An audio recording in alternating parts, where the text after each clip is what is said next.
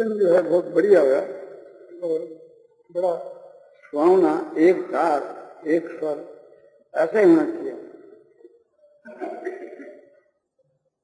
अब 2 सप्ताह ही रह गए, तो अपने साधन बड़ी तेजी के साथ करना चाहिए। त्रयोदशी के दिन 15 दिन के लिए साधन बताया, वो द्वादशी के दिन समाप्त हो, और द्वादशी के दिन स्वामी जी का जाने का विचार है। त्रयोदशी के दिन एक साधन बताया था कि 15 दिन का अनुष्ठान करना, कि 15 दिन में भगवान को प्राप्त करना। उसको आज 5 दिन बीत गए, अभी 10 दिन हो, तो 10 दिन के बाद बड़ी तेजी के साथ काम चलाना चाहिए। 10 दिन को आते कोई विलंब थोड़ा ही है, और उन बातों को याद कर लेना चाहिए जो 6 बात बतलाई थी। भगवान के नाम का जप और भगवान के स्वरूप का ध्यान, उसके लिए आज प्रातः काल जप और ध्यान किस तरह से सुगम हो सके, किस तरह से दामी हो, ये सब बात बताई। 2 बात तो ये जप और ध्यान, 2 बात ये कि मानसिक पूजा और गीता रामायण का पाठ। तो वैसे जो प्रश्नोत्तर वाली गीता है उसके कम से कम 2 श्लोक, और गीता जी को अर्थ सहित एक गीता रोज एक अध्याय को अर्थ सहित पाठ, बड़े श्रद्धा प्रेम से। मानसिक पूजा 2 चीजें, और 2 बात थी कि स्तुति प्रार्थना, सब साधारण के लिए 6 बात। प्रार्थना ये आप में अनंत प्रेम परम श्रद्धा हुए, ऐसा भी यदि न हुए तो निरंतर श्रद्धा भक्ति पूर्वक जप और ध्यान। जिनके यज्ञोपवीत है जनेऊ है, उनके लिए 2 बात और अधिक बतलाई थी, समझा गायक। इसका व्याख्यान विस्तार से दिया गया। अब तो केवल लक्ष्य कराने के वास्ते नाम बतला दिया। अब तो अपने दिन पर दिन खूब जो से व्याख्यान होने चाहिए, खूब तेजी के साथ, और व्याख्यान के अनुसार ही खूब तेजी से साधन करना चाहिए। अभी तो भाई जी माना हनुमान साहब पूजा आए हैं, और अभी लोग जाने करके ही आदमी विचार किया, बहुत से चल गए, बहुत से आज गए। यही तो मौका है सत्संग का। अभी समझो कि 12 तक भाई जी तो कहते थे कि हम 8 कोई चले जाएं, उनका स्वामी जी 12 तक जा रहे हैं, तो इतना जल्दी तो सुनने वाले भाई लोग भी आप जोर लगाओ सब। स्वामी जी जो है वहां तक तो रहना ही, और बाद के वहां भी और रहना अच्छा। हम तो थोड़ा विचार करते हैं, श्रावण बदी थोड़ा संकेत है कि श्रावण बदी द्वितीया को, और फिर अंजलि के आदि में भी कोई निश्चित बात नहीं की जा सकती।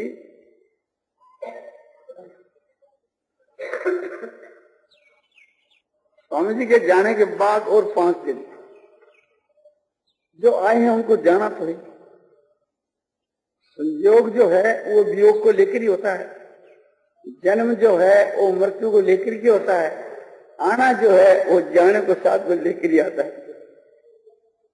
तो जिस काम के लिए अपना जन्म हुआ है उसको सिद्ध करना चाहिए। जन्म किस लिए हुआ है? आत्मा के उद्धार के लिए, परमात्मा की प्राप्ति के लिए। और जिस काम के लिए हम लोग यहाँ आए हैं वो भी सिद्ध होना चाहिए। वो वही काम को अपने आत्मा का कल्याण और परमात्मा की प्राप्ति।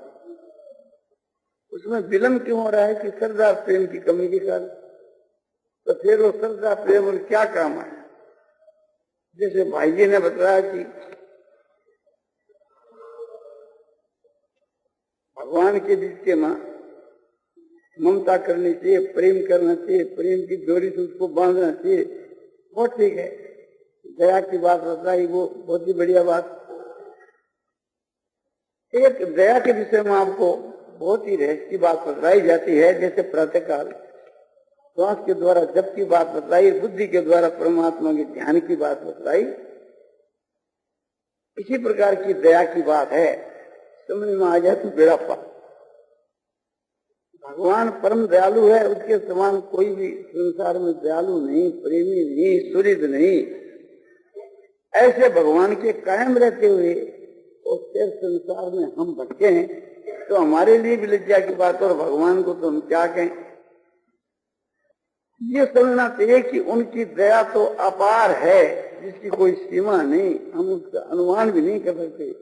और जो कुछ अनुमान करते हैं उससे न मालूम कितनी गुनी और अधिक दया है, जिसका और छोर भी नहीं। इतनी भगवान की हम लोगों पर दया है कि एक प्रकार से जिसको हम बता भी नहीं सकते। भगवान की थोड़ी सी दया से जीव का कल्याण हो जाता है, और इतनी दया से फिर क्यों नहीं कल्याण हो रहा है। ये तो परमात्मा के विषय का ज्ञान नहीं है, और ये किंचित जो समझ है उससे परमात्मा का स्वरूप बहुत ही विलक्षण है। इस बात के ऊपर विश्वास होने की जरूरत है। परमात्मा की दया तो है ही, वो दया किसी प्राप्त नहीं करनी है। गंगा जी का जल भी जो प्राप्त किया जाकर के, तो इतने दूर जाना पड़ता है। यहाँ से घाट तक जाओ तक तो जल मिलेगा ना। अरे भगवान की दया का प्रवाह तो सब जगह बह रहा है, यहाँ भी प्रवाह बह रहा है, इसके लिए जाना कहीं नहीं। यदि कहो कि उससे की जो दया है वो दिखती नहीं है, भगवान सबसे प्रेम कर रहे हैं, ये बात दिख नहीं रही है। बोले वो तो नहीं दिखने का कारण तो अपनी अज्ञता है, बेसमझी है। तो कैसे दिखे? बोले मानना। यह बात मान ली जाए कि हमारे ऊपर भगवान की दया है, हमारे सिर पर भगवान का हाथ है, हम भगवान की शरण हैं, हमारे ऊपर सबसे बढ़कर भगवान की दया है। और भगवान की दया होने से सबकी दया है। जा पर कृपा राम की होई, और ता पर कृपा करे सब कोई। जिसके ऊपर भगवान की कृपा होती है उस पर सब कोई कृपा करता है। नारायण नारायण नारायण श्रीमन् नारायण नारायण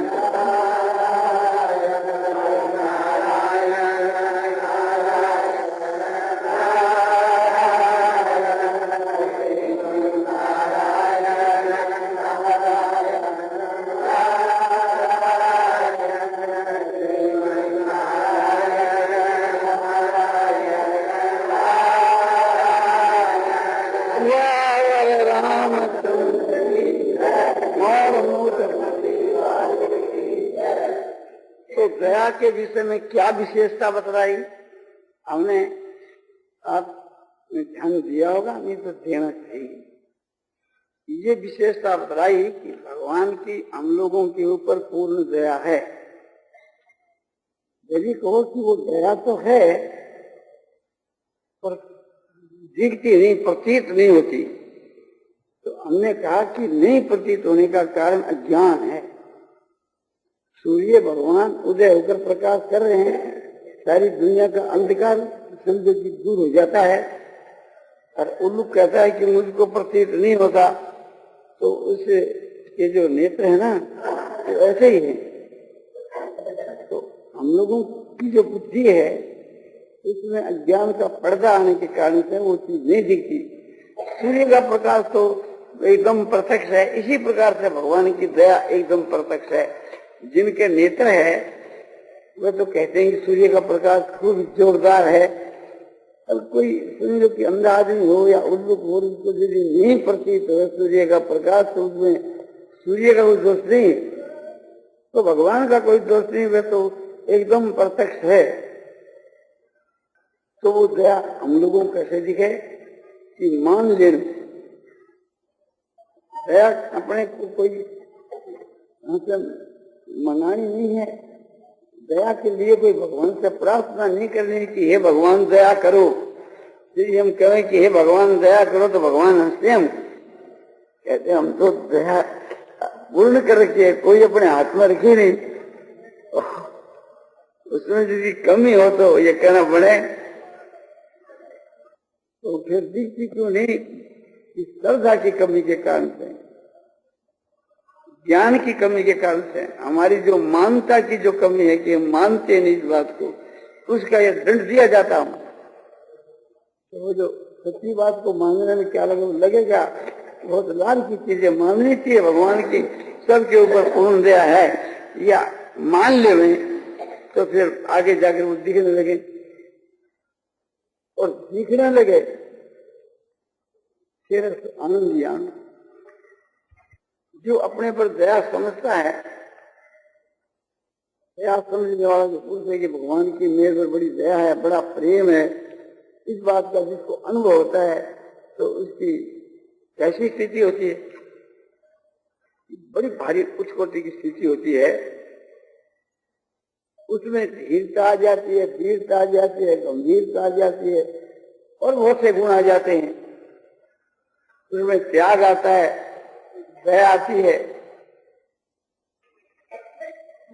और हर वक्त प्रसन्नता रहती है, शांति रहती है। समय समय के ऊपर इतनी प्रसन्नता रहती है कि वो भगवान की मेरे ऊपर इतनी दया है, मैं तो कभी समझता ही नहीं था। ये ज्ञान होने के साथ एकदम आनंद की सीमा नहीं रहती, प्रसन्नता की सीमा नहीं रहती। समय समय के ऊपर रोमांच होते हैं, आंसू होने लगते हैं, ओहो भगवान की इतनी भारी दया है। और इसके विषय में, दया के विषय में आपको एक रहस्य बताया जाता है। एक दिन बताया था प्रातःकाल, किंतु लोगों ने ध्यान नहीं दिया, नहीं तो आज उस दया का फल देखने में आता, हम लोगों के भी देखने में आता कि इन्होंने दया से लाभ उठाया। एक तो दया होती है लौकिक, एक होती है अध्यात्म विषय की, पारमार्थिक। तो दोनों ही प्रकार की भगवान की हम लोगों पर दया है।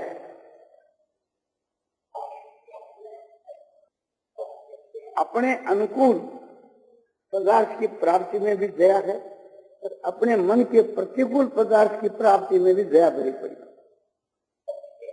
अनुकूल में तो बोलो दया हमको प्रतीत होती है, जो हमारे मन के माप कोई कार्य आगे प्राप्त होता है तो हम समझते हैं भगवान की दया है।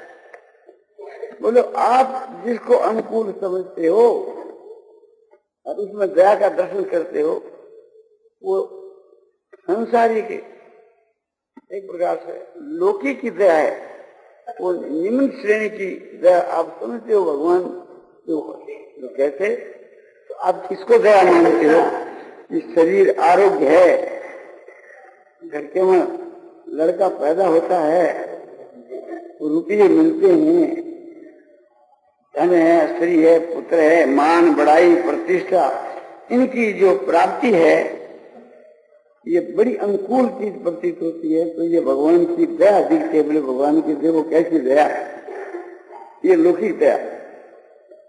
और बोले और भी सार्वजनिक दया भी,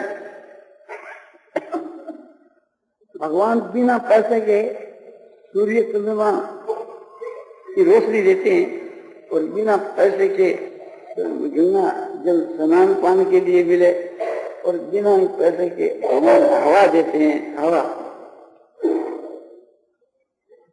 और रहने के लिए समझो स्थान। तो ये सब भगवान की बड़ी भारी दया है। तो ये सब भी लौकिक दया, संसारी। तो वो दया तो दूसरी है। और ये जो दया है तो ठीक है, किंतु आप इसका रूप दूसरा ही ले लिया। इस वास्ते इस दया के रहस्य को आप समझे नहीं। क्या ले लिया कि भाई ये भगवान है तो आकाश वायु तेज जल पृथ्वी सूर्य चंद्रमा समुद्र, ये सब चीजों को देख करके हम पर बड़ी कृपा करी, जो हमको हर वक्त इससे सुख मिलता रहता है, शांति मिलती रहती है। बोले ये सुख और शांति तो बहुत ही निम्न श्रेणी की है, इसके लिए भगवान ने हमारे को श्री पुत्र, धन, रुपया और मान बढ़ाई, प्रतिष्ठा और शरीर के मां आरोग्य का आदि चीजें तो नहीं दी, तो किसके लिए सब चीज दिए? बोले यही तो सुनने की जरूरत है। ये सब चीजें और मनुष्य का शरीर, ये सब सामग्री जो भगवान हम लोगों को जो दी है, वो आत्मा के उद्धार के। बोले आत्मा का उद्धार हो जाता? बोले बिल्कुल आत्मा का उद्धार हो जाए।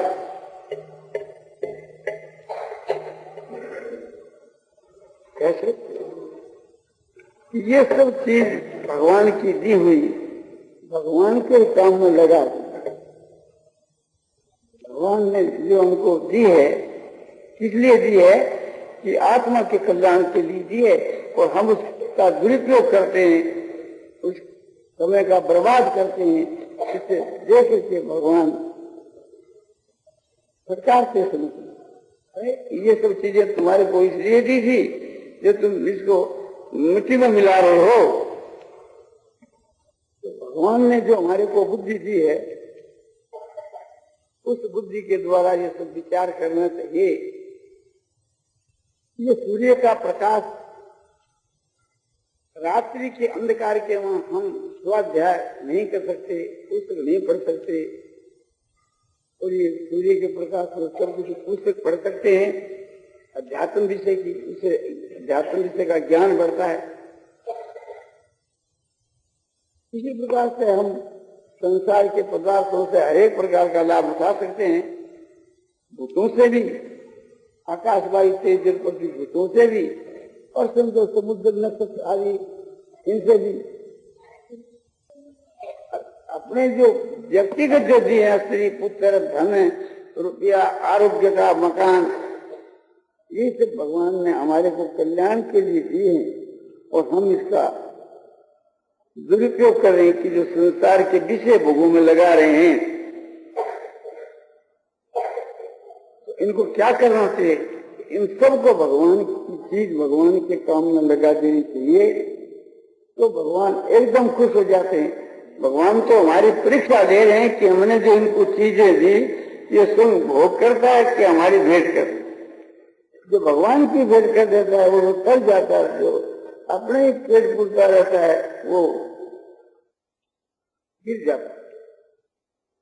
पुत्र को भी भगवान की भक्ति में लगा देवे, स्त्री को भी भगवान की भक्ति के वहां लगा देवे, और रुपयों को भी भगवान की भक्ति में लगा देवे, अध्यात्म विषय में लगा देवे। पुस्तक भी वही पढ़े जो अध्यात्म विषय की हुए।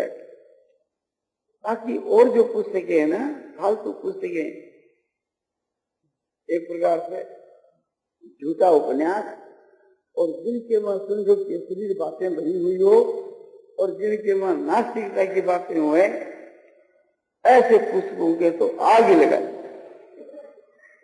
मैं बच्चा था तो ये कोई वक्त में शिव तमाशे की पुस्तक पढ़ लिया करता था, जबकि हमारी आयु कोई 12 साल की थी।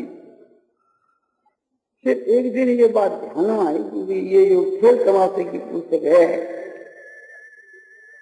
वो खेल तमाशे की भी बहुत खराब पुस्तक है,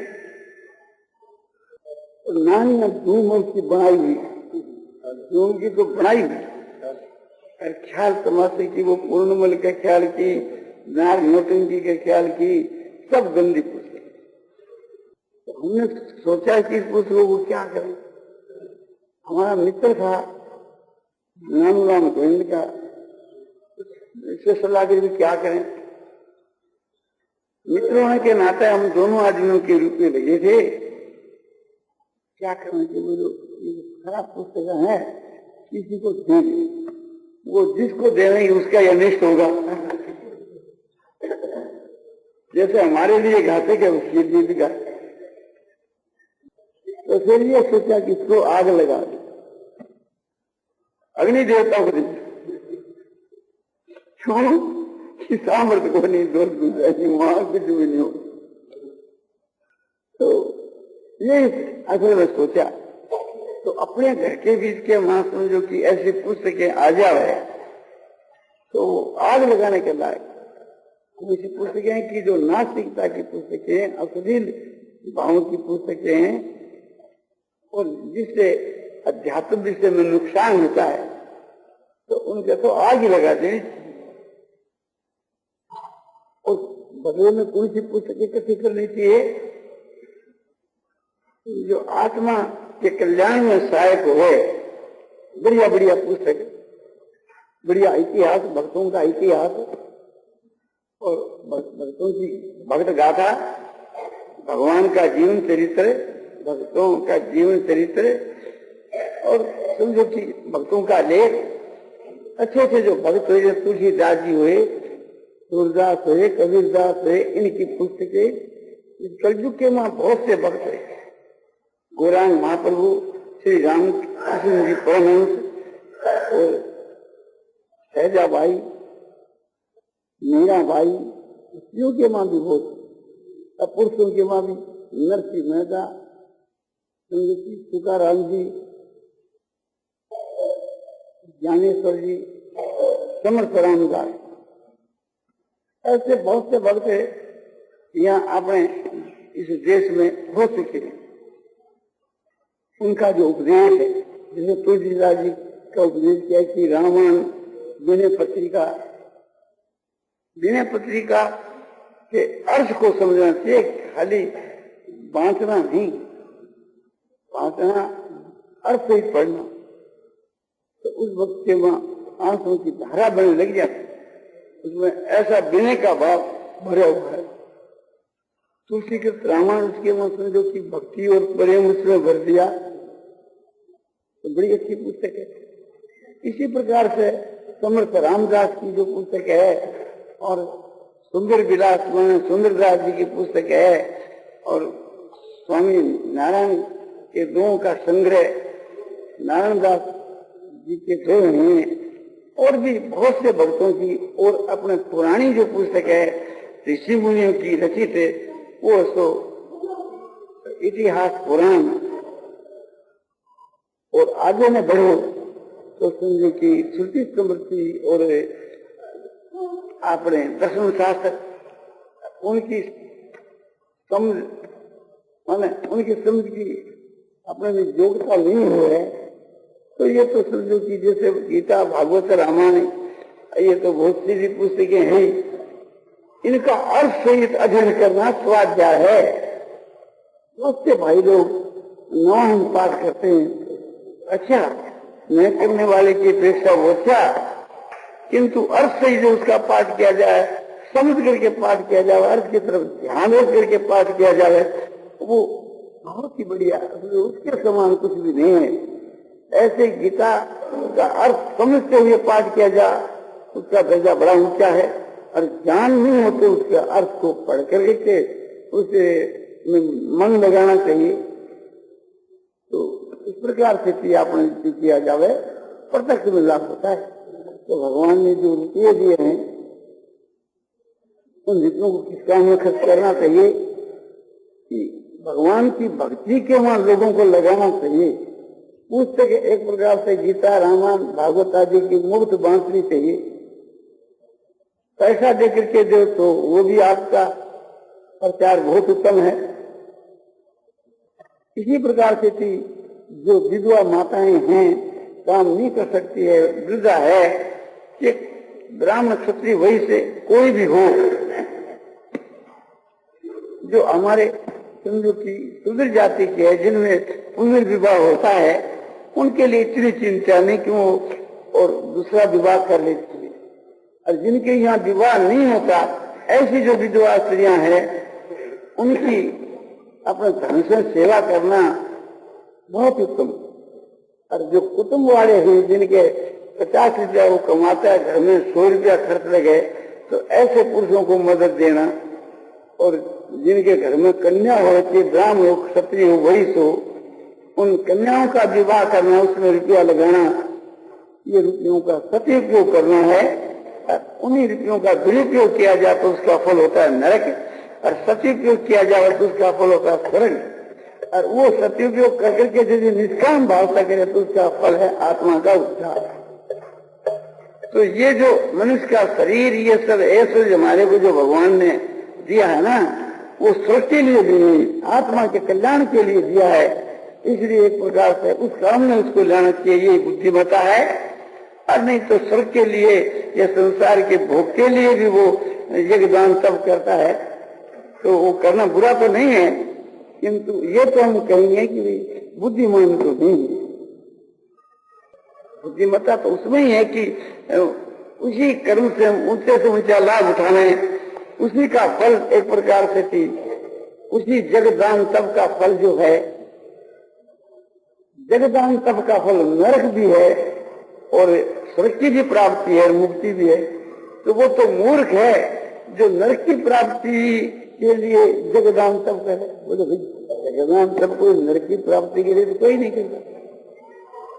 नरक के लिए कोई करता है तो झूठ कपड़े चोरी व्यभिचार करता है, और तो भी नरक के लिए नहीं करता। वो झूठ कपड़े चोरी व्यभिचार करके और भगवान को एक प्रकार से फांसी देता है कि नरक में हमको नहीं जाओ, काम तो करता है नरक का, और उससे बचना चाहता है, वो कभी बचने का नहीं, उसको तो नरक का द्वार देखना ही होगा। तो फिर ये बात जो कही कि कोई आदमी यज्ञदान तब जो करता हो नरक के लिए, नहीं, क्या वहाँ थोड़ी बात समझने की है।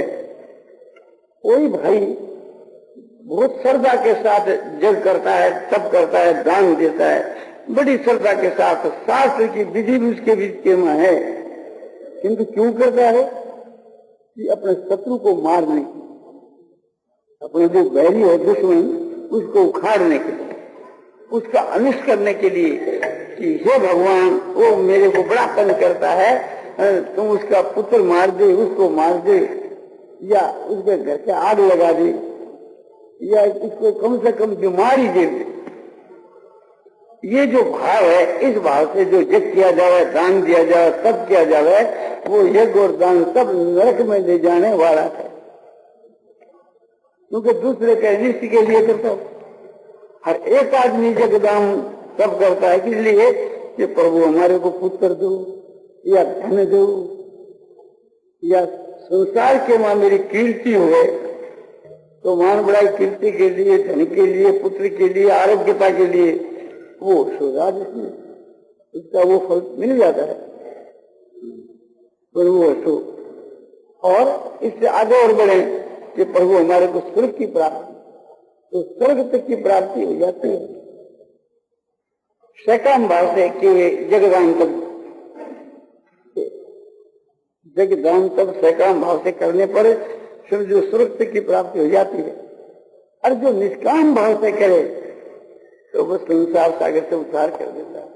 तो इतना डिफरेंस है कि स्वर्ग की प्राप्ति के लिए करना तो बीच की बात है, और नरक की प्राप्ति के लिए तो नहीं करते, क्योंकि उसका फल नरक होता है। और परमात्मा की प्राप्ति है, उसके मुकाबले तो कोई चीज है। तो हमारे को तो ऊंचे से ऊंचे दर्जे का जगदान तब